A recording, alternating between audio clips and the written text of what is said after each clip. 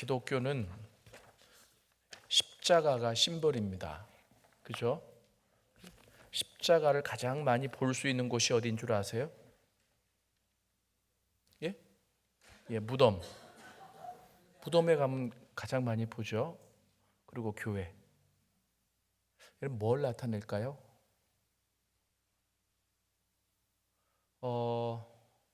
십자가가 있다고 그 안에서 다 생명이 나타나는 게 아니고, 이 십자가의 의미를 알고 그 십자가를 생각하면서 예수께서 우리를 위해 희생하신 의미대로 실천하고 살아갈 때 생명이 있어요.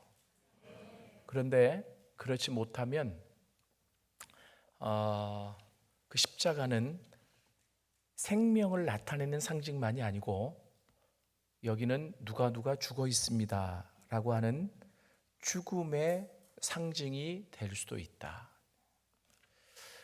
그래서 저는 여러분들이 이 십자가 앞으로 날마다 나오셔서 왜 이 십자가가 상징일까? 그럼 기독교는 뭐 하는 종교일까? 인생의 최대 문제인 죄의 문제를 예수가 해결하셨다. 이게 기쁜 소식이잖아요.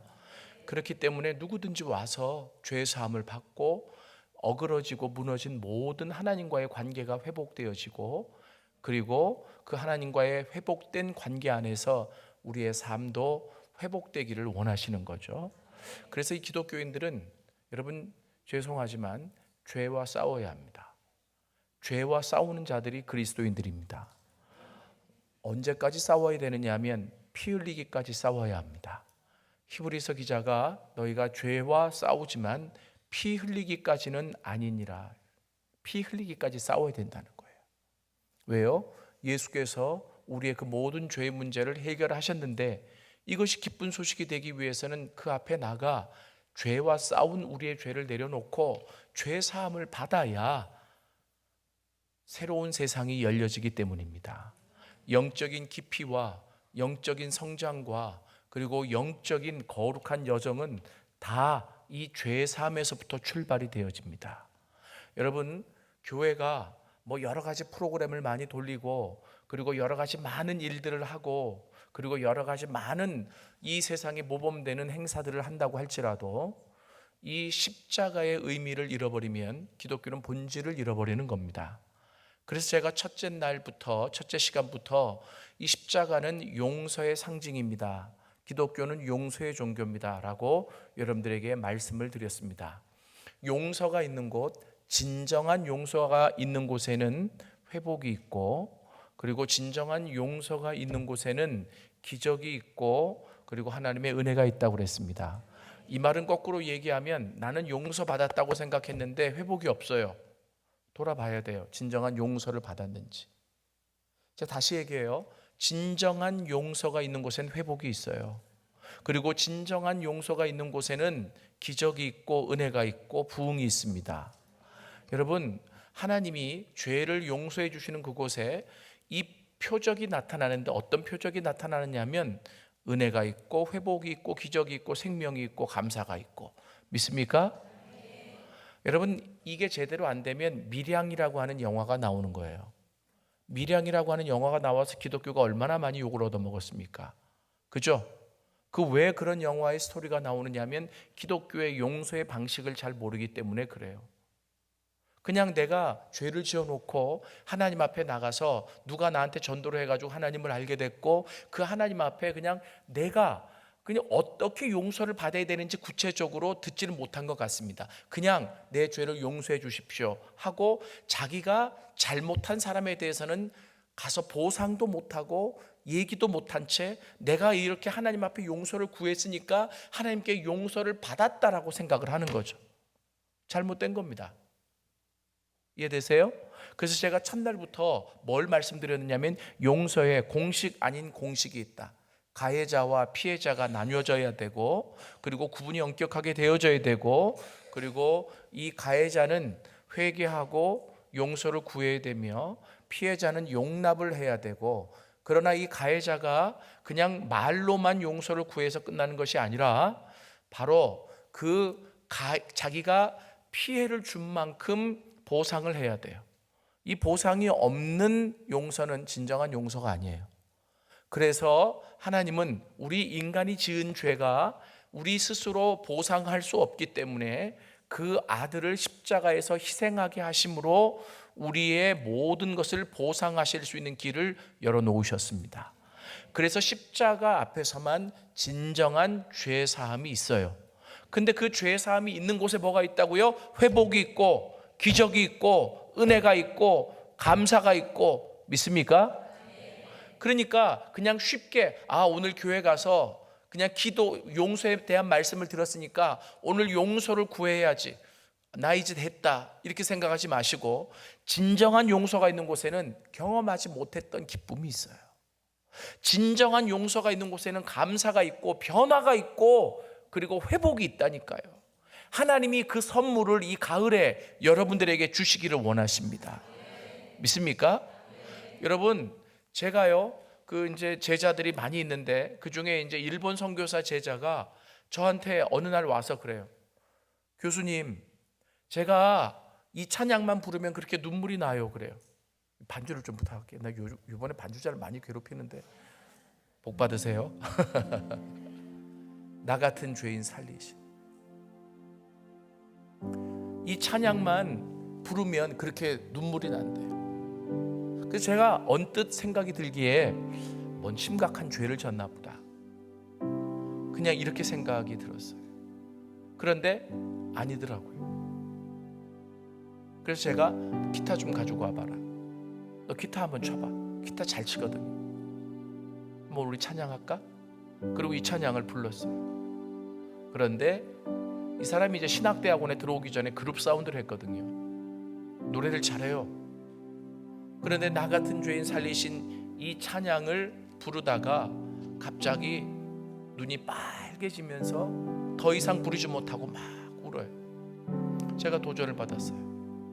나는 이 찬양을 그렇게 많이 부르는데, 나도 좋아하는데 왜 나는 저 사람처럼 울지 못할까? 그 선교사님은 하나님이 특별하게 만지고 있는 거예요. 그죠? 내가 보기에는 특별한 죄를 더 지은 것 같지 않아요. 하나님이 만지시는 거죠. 하나님이 조명하시는 거죠. 하나님이 지금 뭔가 지금 비추시고 계시는 거예요. 그러니까 지금 그 하나님 앞에만 서면 내가 얼마나 죄인인지, 내가 죄인 중에 얼마나 큰 괴수인지를 깨달으며 그러한 나를 하나님이 살리셨고 구원하셨고 선교사까지 만들어주신 게 너무나 감사하다라고 하는 거예요. 여러분, 나 같은 죄인 살리신 이 찬양은요, 어디 탕자가 부르는 노래가 아니라 우리가 날마다 하나님이 비추시면, 나의 이 속마음까지 비추시면 그 하나님 앞에서 불러야 될 찬양이에요. 나 같은 죄인 살리신 주 은혜 놀라워. 나 같은 죄인 살리신 주 은혜 놀라워. 그리고 진정으로 그 하나님 앞에 굴복할 때 하나님의 용서가 있고, 그 용서가 있는 곳에 기적이 일어난다니까요. 회복이 일어난다니까요. 하나님의 은혜가 넘친다니까요. 그러니까 쉽사리 용서받았다고 얘기하지 마세요. 진정한 용서가 있는 곳에는 회복이 있어요. 진정한 용서가 있는 곳에는 하나님의 기적이 있고 하나님의 은혜가 있어요. 오늘 이 밤이 그런 밤이 되어질 수 있기를 원합니다. 제가 첫날 신구약을 좀 이렇게 핵심적으로 구속사적으로 뚫으면서 제가 뭘 말씀드렸느냐면, 이 구약의 선지자들의 핵심 메시지가 돌아오라 이스라엘, 슈브 이스라엘, 그리고 그 맥이 신약으로 이어져서 구약의 종결자라고 얘기하는 세례 요한이 회개하라, 천국이 가까이 왔느니라 라는 메시지를 외쳤다 그랬어요. 메타노이아, 헬라어로 메타노이아, 이 회개하라는 말이에요. 회개하라고 하는 말은 구약의 돌아오라는 말과 같은 말이라 그랬어요. 그러면 우리가 여기서 깨달아야 돼요. 회개한다라고 하는 것은 하나님께 돌아가는 거예요. 믿습니까? 회개한다라고 하는 것은 하나님께 돌아가는 거예요. 예수님도 공생의 첫 번째 사역의 메시지를 다른 어떠한 위대한 메시지를 만들지 않고 구약에서부터 하나님이 그렇게 이 땅을 향해 주셨던 메시지를 그대로 받아서 외쳤다고 얘기했습니다. 회개하라, 천국이 가까이 왔느니라. 아멘. 이 소리가 듣기 싫으면 죄송하지만 뭔가 좀 문제가 있는 것 같아요. 왜? 이게 기독교인데. 하나님께 돌아가고 회개하고 죄 사함을 받고 용서를 받고, 이게 기독교의 핵심인데 이게 사라져 버린다면, 이것이 듣기 싫다면 뭔가 우리 신앙에 문제가 있지 않느냐.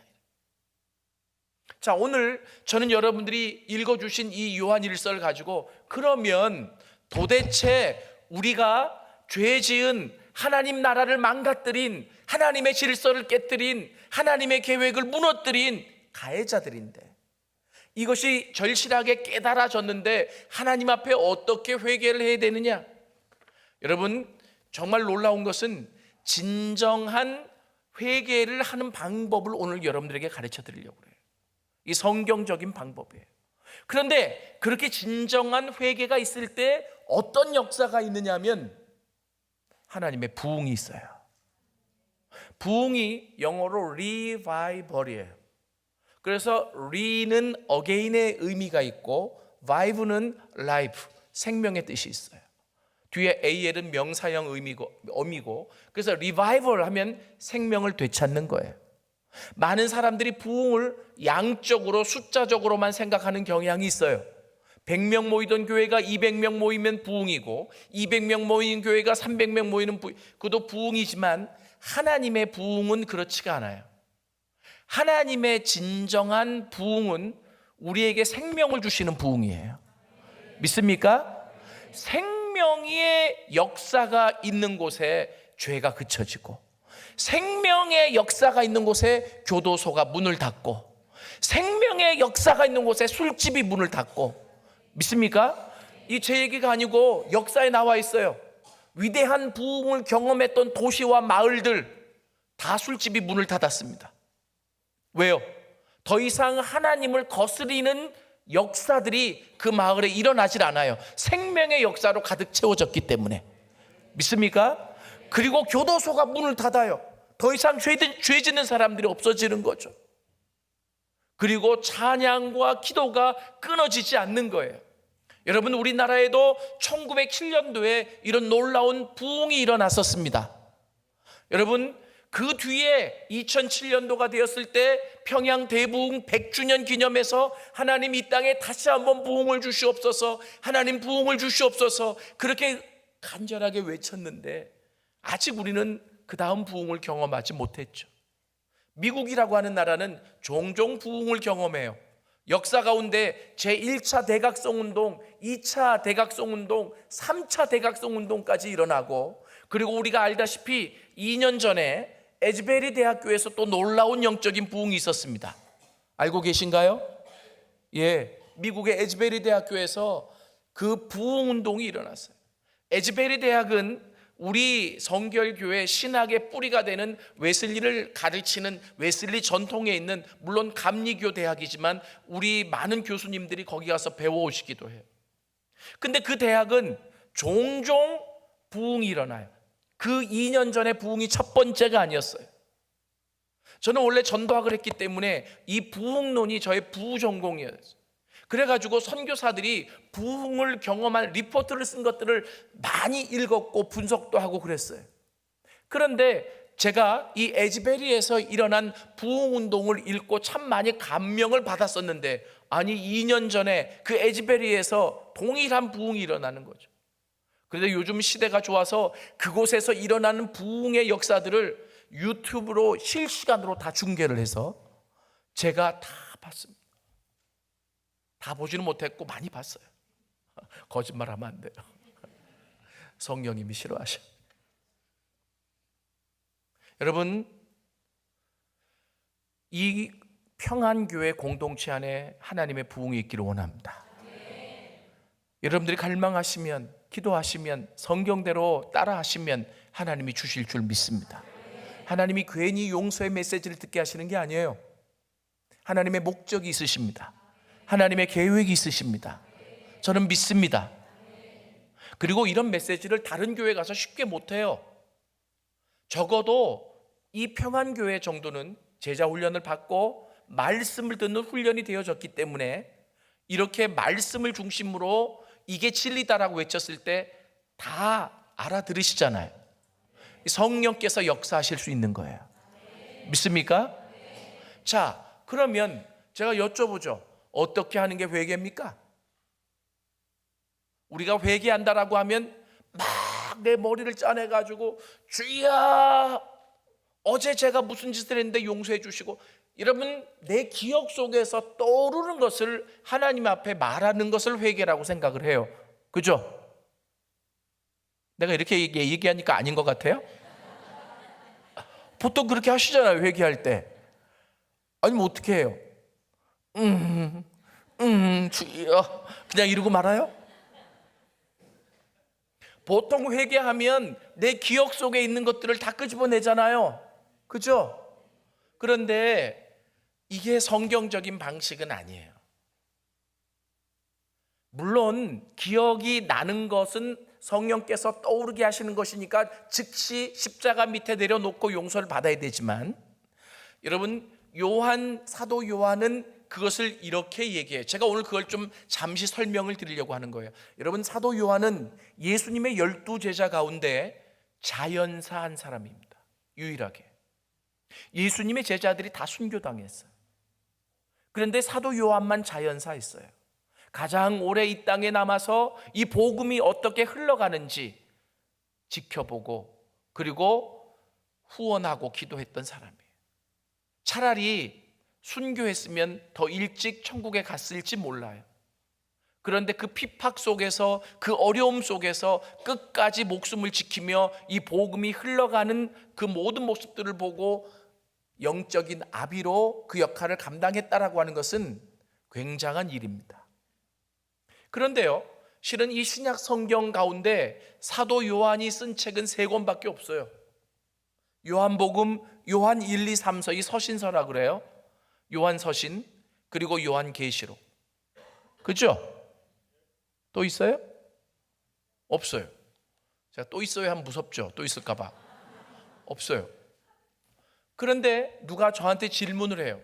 목사님, 사도 바울은 13권의 책을 썼는데, 아니 진정한 예수님의 12사도 중에 한 사람인, 그리고 가장 예수님이 사랑하시는 제자였고 그리고 자연사한 요한이 더 많은 책을 써야 되는 거 아닙니까? 14권? 15권? 왜 3권밖에 안 썼을까요? 어느 날 저한테 날카로운 질문이 들어왔어요. 답변을 못 하겠더라고요. 논리도 있어 이게. 그죠? 그러다가 제가 막 거기에 대해서 고민하고 책도 찾고, 왜냐하면 질문이 날카로운데 답변을 못하면 내가 그 다음 진도를 못 나가겠더라고요. 그래서 제가 즉석에서는 답변을 못했죠. 그래서 전 생각 못 해봤는데 굉장히 날카롭네요. 저도 한번 연구해 보겠습니다. 그리고 이제 뭐 책도 찾고 모르겠어요. 그러다가 그걸 어떻게 다 알겠어요. 모르면 이제 모른다고 얘기를 해야 될 참인데, 어떤 분이, 그리고 많은 사람들이 그렇게 생각하는 그 답이 쓰여져 있는 어떤 책을 발견하게 됐어요. 이게 뭐냐면요, 물론 이게 꼭 정답이다 이건 아니에요. 근데 제가 이제 요한 1서를 지금 여러분들에게 설명드리기 위해 좀 제가 예비 지식으로 가르쳐 드리는데, 요한복음은 과거적인 입장에서 썼어요. 너희가 예수를 믿었어? 그러면 구원 받은 거야. 이해되세요? 믿었으면 구원을 받았어 라고 하는 거죠.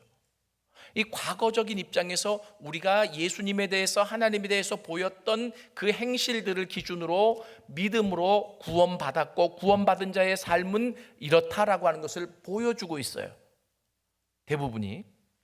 그런데 요한 1, 2, 3서, 특별히 1서는 어디에 초점을 두고 있느냐면 예수 믿고 구원받은 자의 현재 삶은 어떻게 살아야 되는지, 여기에 초점을 맞추고 있어요. 그래서 예수 믿는 사람들의 현재적인 삶은 그리스도와 교제하면서 그 영적인 영향력을 세상에 드러내며 살아가는 거야. 그래서 요한 1서의 주제는 교제예요. 펠로십. 그리고 요한 계시록은 미래적인 입장에서 썼어요. 예수 믿고 그렇게 하나님과 교제하면서 그 영향력을 세상에 펼쳐가는 사람들의 미래가 뭐냐, 이런 거야. 그죠? 그러니까 누가 그러더라고요. 아니, 과거, 현재, 미래를 다 썼는데 뭘 또 쓰냐고. 모르겠어요. 그래서 참 통찰력이 있다. 뭐 그럴 수도 있겠네. 여러분, 그렇다고 해서 요한복음이 뭐 다 과거적인 입장에서만 썼다는 게 아니라 주된 문체의 흐름이 그렇다는 거고, 요한 1서도 그렇고, 그리고 2서 3서는 이단에 대해서 더 많이 얘기하고 있잖아요. 교제하면서 너희들이 이런 이단에 빠지지 말아야 되라고 얘기를 하잖아요. 그리고 요한계시록은 미래에 대해서. 여하튼 제가 오늘 여러분들에게 말씀드리려고 하는 것은 요한 1서예요.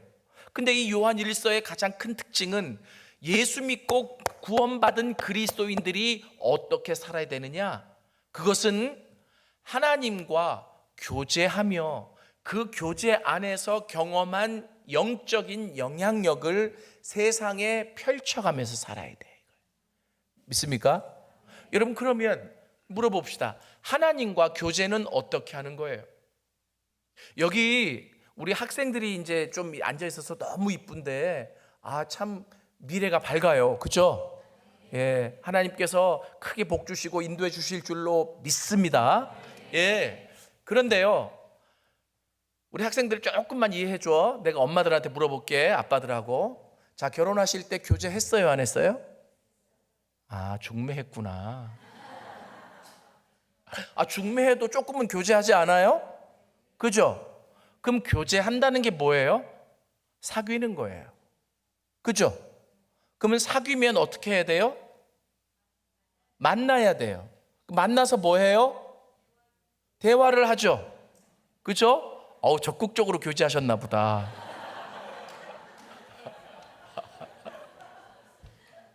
여러분, 하나님하고도 동일해요. 하나님과 교제한다는 것은 교회 나와서 말뚱말뚱 앉아있다가 하는 게 교제가 아니에요. 그 하나님을 만나고, 여러분, 남녀가 만났는데 아무 할 말이 없어. 그리고 할 말도 준비를 안 해왔어. 얼굴만 쳐다보다가 헤어지면 얼마나 뻘쭘해요? 그죠? 하나님하고도 마찬가지. 그런데 이 하나님하고 교제를 하기 위해서는 전제 조건이 있어요. 뭐냐면 하나님은 빛이시라. 5절에 나와 있어요. 5절에. 하나님의 여러 특성이 있는데 사도 요한은 지금 교제를 강조하기 위해 하나님의 가장 중요한 한 특성을 말하는데, 하나님은 빛이시라. 그 가운데 어두움이 조금도 없으시니라. 자, 요즘 말로 말하면 어둠이 1도 없다는 거예요. 그죠? 이 말을 왜 하느냐면 그 어둠이 1도 없는 빛 대신 하나님 앞에 나아가면 우리 안에 있는 어둠이 드러나잖아요. 그때 우리는 창피해서 저거 제 거 아니라 하나님 거 아니에요? 이렇게 변명하지 말라고. 하나님 앞에서 드러나는 모든 어둠은 우리의 것들이에요. 이해되세요?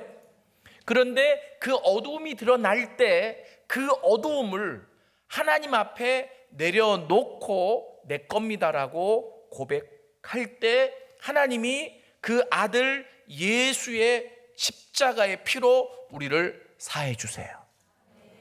믿습니까? 여러분, 이게 하나님과의 교제의 가장 전제입니다. 굉장히 중요한 거예요.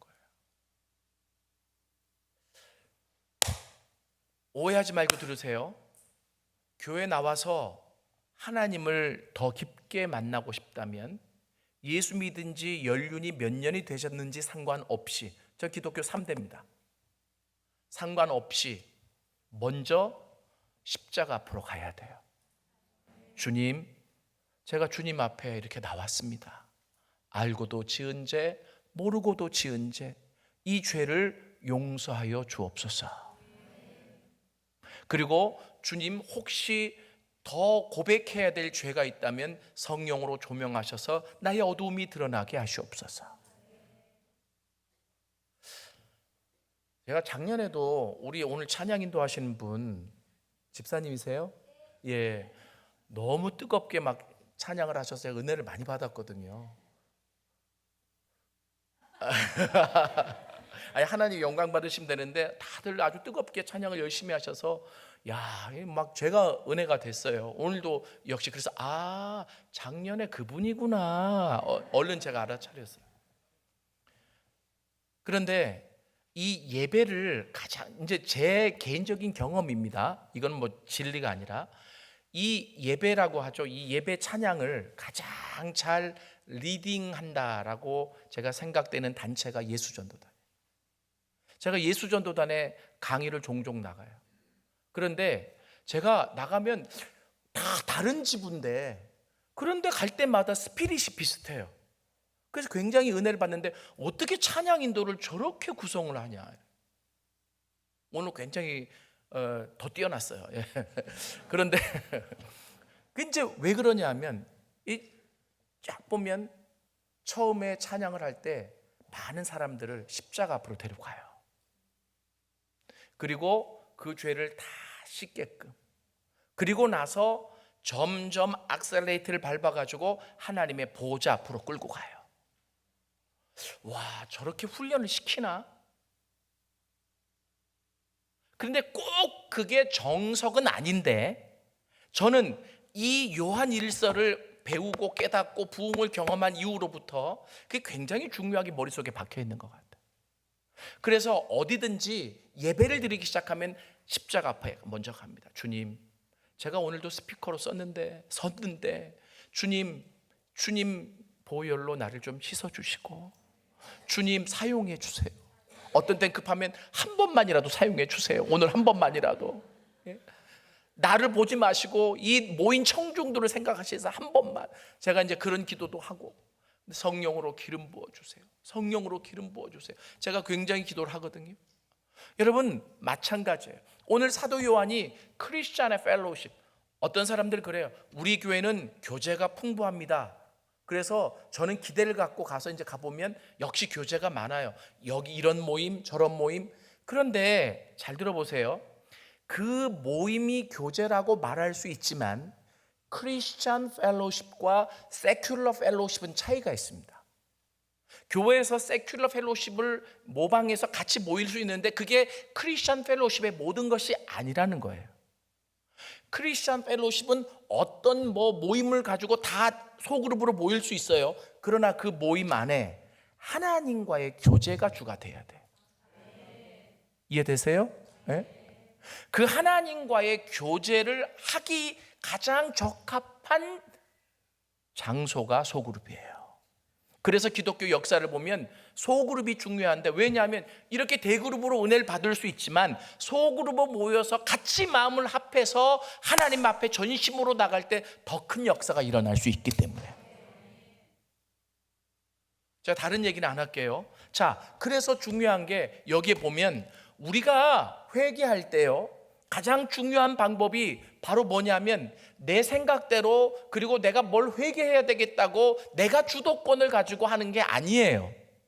그래서 오늘 이 성경에 보면 뭐라고 나와 있느냐면 9절에 만일 우리가 우리 죄를 자백하면 그는 미쁘시고 의로우사 우리 죄를 사하시며 우리를 모든 불의에서 깨끗하게 하실 것이요.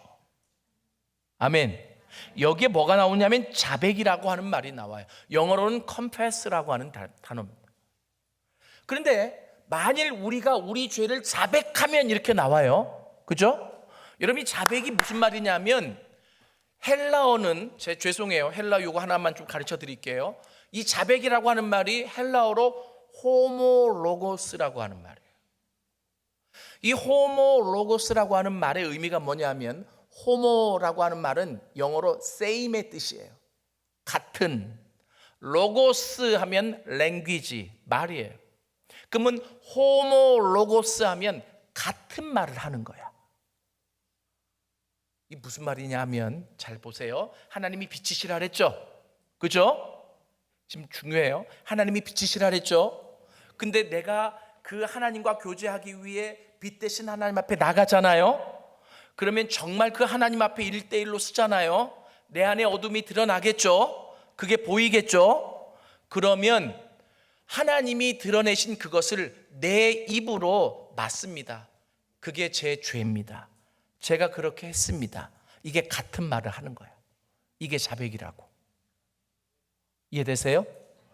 내가 주체가 돼서 내가 죄진 것을 떠올려가지고 내가 기도하는 게 아니라 빛 대신 하나님 앞에 나아가서 그 하나님이 나를 드러내실 때에 내가 동의하는 거예요. 입으로. 하나님, 그래요, 제가 어제 그런 짓을 했네요. 하나님, 그래요, 제가 어제 화를 냈어요. 하나님, 그래요, 제가 어제 그 나쁜 생각을 품었습니다. 하나님, 이렇게 다 드러내시니 제가 숨을 곳이 없습니다. 제가 그런 자입니다. 이게 자백이야. 이해되시죠? 근데 어떤 사람은 하나님이 그렇게 드러내셔도 아니에요, 안 그랬어요, 오리발 내미는 사람이 있잖아요. 그러면 하나님과 교제가 일어나지 않아요. 또 어떤 사람은 하나님이 지속적으로 그걸 회개하기 위해서 밤이나 낮이나 계속 떠올려요. 그런데 회개를 안 해. 회개를 안 한다는 것은 자백을 안 해. 하나님이 계속 떠오르게 하실 때는 이유가 있어요. 그죠? 근데 영적으로 민감하지 못할 때도 있을 수 있잖아요. 그러니까 얼른 이것을 딱 캐치해가지고, 지금 하나님이, 빛 대신 하나님이 나를 드러내셔서 그것을 다 고백하게, 자백하게 하시나 보다 생각을 하고, 하나님, 그래요, 제가 그랬습니다. 그거 제 죄입니다. 하나님, 나를 용서해 주십시오라고 얘기를 해야 되는데, 하나님이 며칠 동안 떠올려도 얘기를 안 해. 이건 뭐예요? 버팅기지. 버팅기인 거. 이때도 하나님의 역사가 없어요. 이해되세요? 그런데 놀라운 게 있습니다. 뭐냐면 하나님이 강권적으로 그냥 빛을 비추셔서 우리의 모든 것을 다 드러내실 거예요. 여러분, 죄송하지만 감당이 안 돼요. 그래서 하나님도 차근차근 하시기를 원하시는 것 같아요, 우리를 배려해서. 근데 어느 날 강권적으로 비추셔서 내 안에 있는 모든 게 다, 여러분, 그때는요 사람들이 떼굴떼굴 구르고 난리가 나요. 왜? 내 죄 때문에. 어쩔 줄을 몰라. 그럼 막 사람들이 하나님, 나 어떡하면 좋냐고 막 예전에 그렇게 눌러놨던, 여러분, 죄는 하나님이 사시기 전까지 없어지지 않습니다. 눌러놨던 그 모든 것들이 다 튀어올 때 막 떼굴떼굴 구르고 소리를 지르고 짐승처럼 포효를 하고, 이게 제 얘기가 아니라 1907년도에 평양에서 대부흥운동이 일어났을 때 그랬대요. 어떤 선교사가 평양에서 대부흥운동이 일어났다고 하니까 도대체 어떤 일이 일어났나, 그 부흥이라는 게 뭔가 기대를 갖고 갔는데 교회마다 막 역사가 일어나기 시작하는데 찬양을 하고 예배만 드리기 시작하면 하나님이 빛을 비추시는 거예요. 죄가 다 드러나는 거예요. 그러자 사람들이, 선교사가 쓴 글이 그대로 영어로 올라간 걸 제가 제 박사 논문에 그걸 다 적어놨거든요. 그래서 그걸 읽어야 돼, 어차피. 그런데 거기 보면 어떤 사람은 짐승이 포효하듯이 막 소리를 지르고, 어떤 사람은 귀신 들린 것처럼 막 소리를 지르고, 그리고 떼굴떼굴 구르고, 나 이제 어떡해 하고 막 소리를 지르고. 그런데 그게 주기가 있대. 그러다가 갑자기 잠잠해졌다가 또 다시 소리를 냈다가, 그런데 어느 한순간 잠잠하더니 찬양이 한두 사람이 부르기 시작하면서 평안이 돌기 시작하고, 그들이 다 같이 그 죄를 용서해 주신 하나님 앞에 찬양하고 감사하기 시작하더라. 예? 여러분, 이게 1907년도 평양에서 일어났던 대부흥운동. 부흥운동은 회개운동이에요. 정말이에요. 회개, 진정한 회개가 있을 때 부흥이 일어나요. 믿습니까? 네? 여러분, 그런데 놀라운 것은 그렇게 밤새도록 기도하면서 포효하던 사람들이 하나님의 강권적인 죄사함과 평안과 기쁨을 주시자 이 새벽녘에는 천사보다 더 밝은 모습으로, 더 온화한 모습으로 하나님을 찬양하고 예배하더라. 그러니까 그 소문이 나기 시작하니까 사람들이 평양으로 꾸역꾸역 모여들기 시작하는 거예요.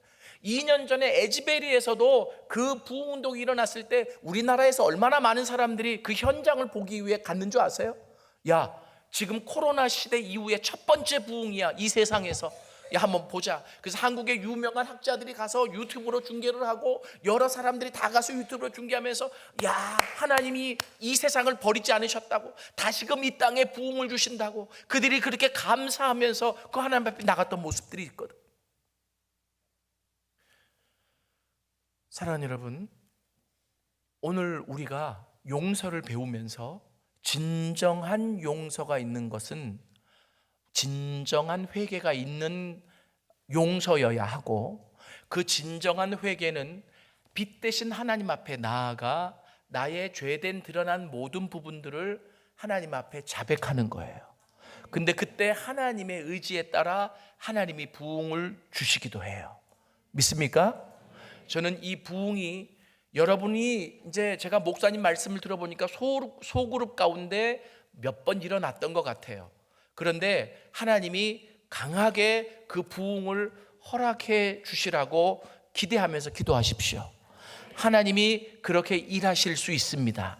저는 학교에서 이 소그룹으로 성경 공부를 인도하고 그리고 제자 훈련하면서 이러한 부흥을 몇 번 경험했어요.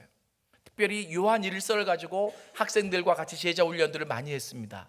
근데 요한 1서 1장을 가르치는데 학생들 한 12명 정도로 모아놓고 가르쳤어요. 거긴 여자도 있고 남자도 있었어요.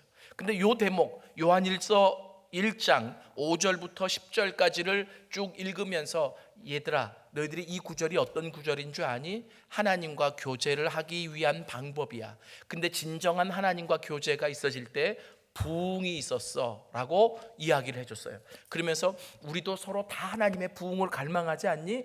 우리 하나님의 부흥을 기대하면서 같이 기도해보자. 그러면서 제가 이 요한일서 1장 5절부터 10절까지를 아주 자세하게 몇 주에 걸쳐서 설명을 해줬어요. 그리고 나서 어떤 이제 끝마칠 즈음이 돼가지고 학생들을 다 모아놓고 우리 같이 부흥을 위해서 기도하자. 하나님, 부흥을 주십시오. 하나님, 이렇게 메마른 심령으로 살아갈 수 없습니다. 하나님, 이 심령 안에 하나님의 생명을 주십시오. 하나님의 생명으로 가득 채워주십시오. 하나님의 부흥을 경험하고 싶습니다. 하나님의 빛으로 나를 조명해 주십시오. 강력하게 기도하기 시작했어요. 그러다가 제가 한 사람씩 기도를 시켰어요. 자, 여기부터 한 사람씩 돌아가면서 기도하자. 근데 첫 번째 바톤을 딱 받은 사람이 남자였습니다. 그런데 신학과 학생이었는데 이 학생이 하나님, 저 죄인이에요 하고 막 울어요. 하나님 보여주신 거예요. 하나님, 그래요, 제가 이런 죄를 졌고요. 하나님, 제가 이런 죄를 졌고요. 그리고 막 죄를 막 토설하는데 제가 깜짝 놀라요. 정신이 바짝 드는 거예요. 왜냐하면 이 죄의 토설은요, 성령의 역사 없이 인위적으로 일어나면 마귀가 역사를 해요. 그러니까 이게 정말 성령의 역사 안에서, 왜냐하면 거기 여자아이들도 있고 남자아이들도 있는데 지금 남자가 막 그냥 성령이 임하시니까 막 토설하는 거예요. 근데 제가 분위기를 딱 보니까 성령이 모든 사람을 붙잡고 있는 것 같아서 괜찮은 것 같아서 이 학생이 울면서 하나님, 나는 이런 죄덩어리예요. 하나님, 날 좀 용서해 주세요 하고 막 우는데 다른 학생들이 같이 울기 시작해. 하나님, 용서해 주세요. 마치 내 죄인 것이냐. 그 한 사람이 죄를 토설하는데 같이 기도하는 거예요. 그러다가 그 다음 넥스트 두 번째 여학생에게 넘어가는데 그 시간이 거의 40-50분 한 사람이. 그리고 그 다음에 여학생이 넘어갔는데 이 학생도 같이 울면서 하나님이 지금 기도한 이 학생만 죄인이 아니라 하나님, 저도 죄인입니다. 하나님, 나를 좀 용서해 주십시오라고 그 학생이 막 울기 시작해요. 그러면서 하나님이 보여주신 그것을 인정합니다. 하나님, 그래요, 그게 내 죄 맞아요. 제가 엄마한테 이렇게 반항했고 제가 이런 생각을 품었었고 죽을까 자살도 생각했었고 하나님, 날 좀 용서해 주세요라고 막 기도합니다. 그러자 나머지 학생들이 그 학생 옆에 가가지고 같이 울면서 손을 얹고 기도하고 힘을 내라고 기도하고 찬양을 불러주고, 여러분 한 12명 되는데 한 바퀴를 돌아가는데 몇 시간이 걸렸어요.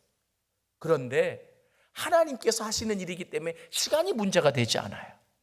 그리고 그렇게 죄를 토설하는 게 인위적으로 하는 게 아니라 하나님의 성령을 통해서 빛 대신 하나님을 비추게 하셨기 때문에 가능한 일이에요.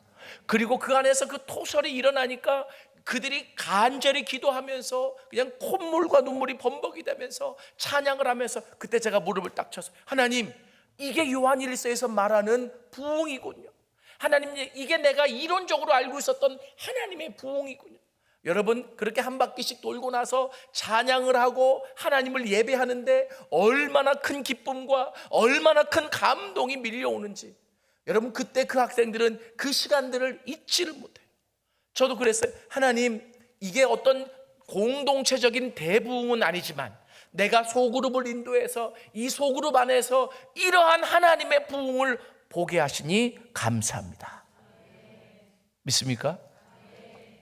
제가 한 가지만 더 얘기하고 마무리를 좀 할게요. 에즈베리 대학교 2년 전에 일어났던 부흥운동 말고 그 전에 일어났던 부흥운동을 하나 얘기하겠습니다. 데니스 킨노 박사라고 살아계셨을 때 한국을 여러 번 오셨고 제가 그분을 직접 모시기도 했었습니다.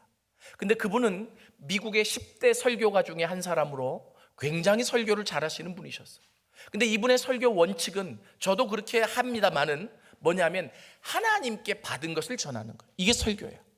내 얘기를 창작해서 하는 게 설교가 아니고 내가 어떤 말씀을 전해야 될지 하나님 앞에 기도해서 받은 것을 전하는 거예요. 이 말은 거꾸로 얘기하면 하나님께서 안 주시면 설교를 못 한다는 거예요.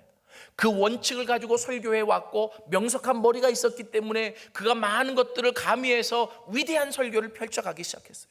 근데 그분이 에즈베리 대학의 총장이었습니다. 그 에즈베리 대학 총장 이 데니스 킨노 박사는 모든 학생들의 자랑거리였어요. 근데 보통 총장이 설교할 때가 종강 예배, 개강 예배잖아요. 긴 방학이 끝마치고 개강이 됐을 때 이제 학생들이 개강 예배 꾸역꾸역 모여들었습니다. 근데 그 학교는, 에즈베리 대학교는 굉장히 크지 않고 작은 대학이고, 그리고 굉장히 복음적인 경건한 대학이었어요. 근데 그 대학에 히피족을 하고 다니면서 물을 흘리는 한 학생이 들어왔어요.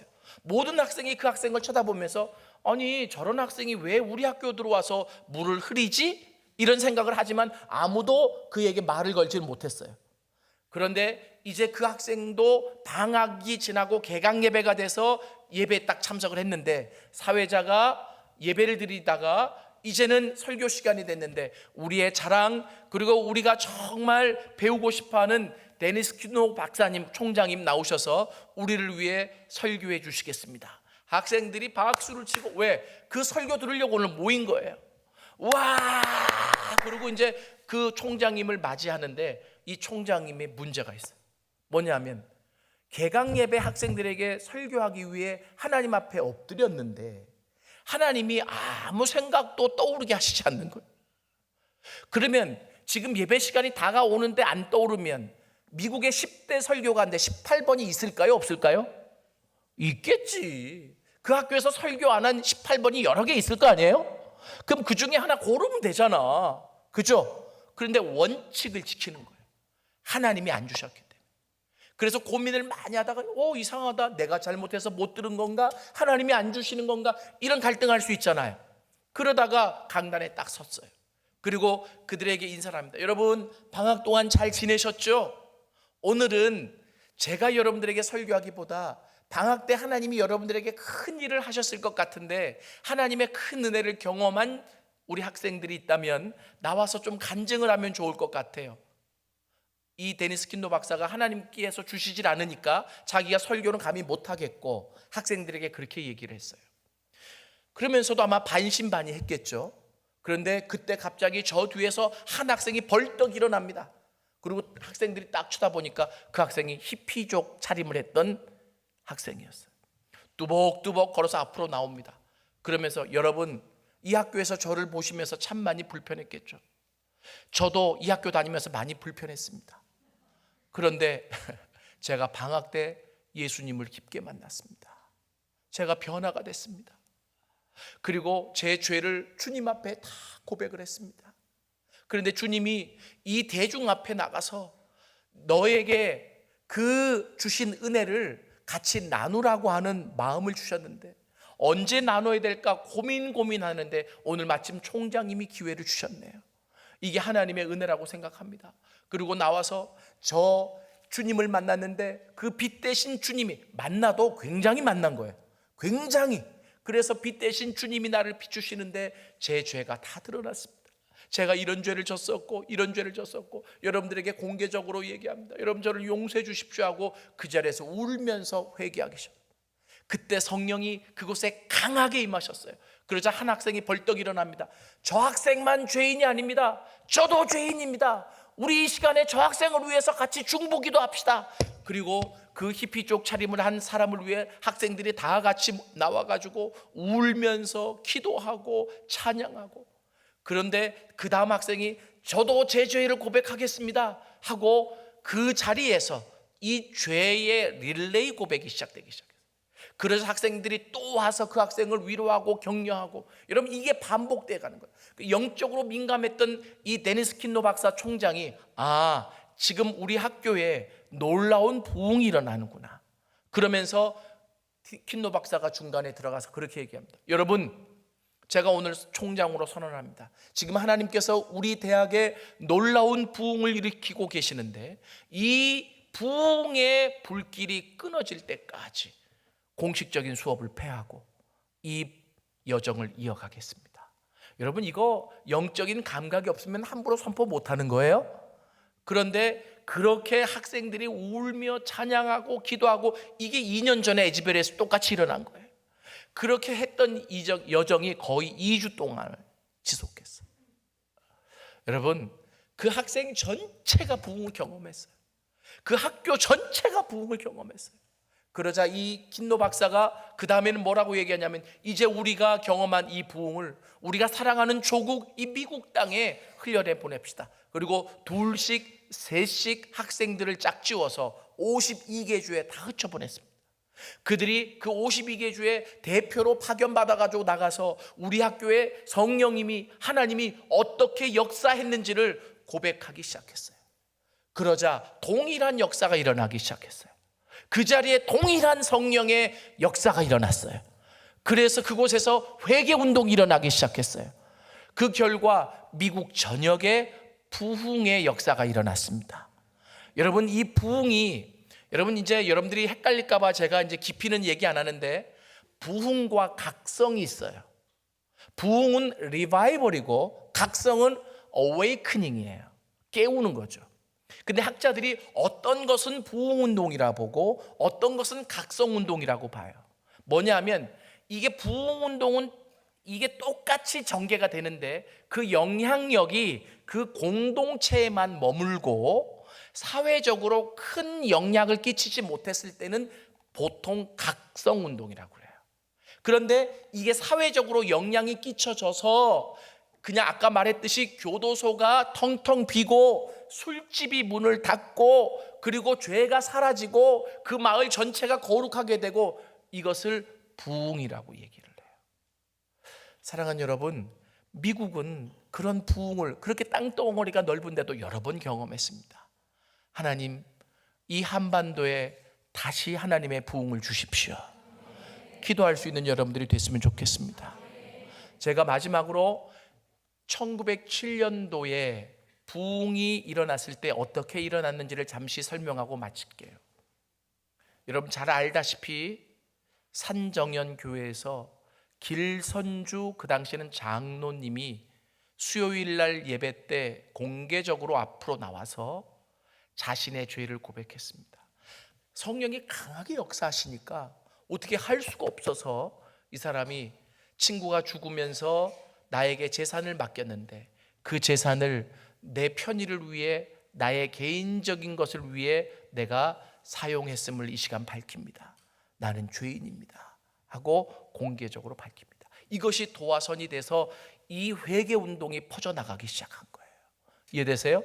그리고 하나님이 빛을 비추시니까 그 그냥 거룩한 척 했던 그리스도인들이 떼굴떼굴 구르면서, 하나님 제가 잘못했습니다. 저는 첩이 있는 놈입니다. 하나님 제가 잘못했습니다. 저는 이렇게 악한 짓을 한 놈입니다. 그리고 울면서 회개를 해요. 여러분 이게 공개적으로 나옵니다. 제가 그 영상을 한 4분짜리 되는데 한번 보여드릴 테니까 한번 보시고 우리 같이 기도하도록 하겠습니다.